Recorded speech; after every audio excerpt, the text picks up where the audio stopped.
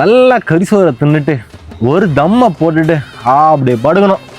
இதை விட்டுட்டு இவனுங்கெல்லாம் எப்படித்தான் வெளியூருக்கு வேலைக்கு போகிறாங்களோ. சை சை சை.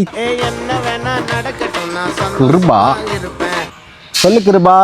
ராமு, உங்க அம்மா காலைல நீ வேலைக்கு போலன்னு ஃபோன் பண்ணி புலம்புதுரா. உனக்கு மணலியில் ஒரு வேலை பார்த்து வச்சிருக்கேன், நீ சென்னை கிளம்பி வா.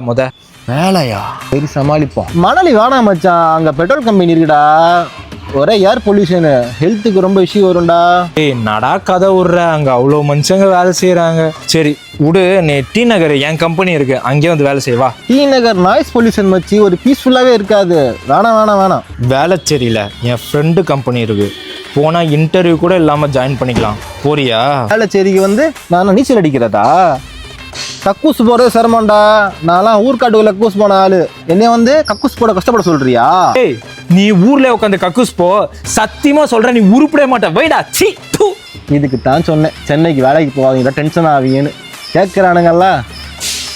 சொர்க்கமே என்றாலும் அது நம்ம ஊரு போல வருமா?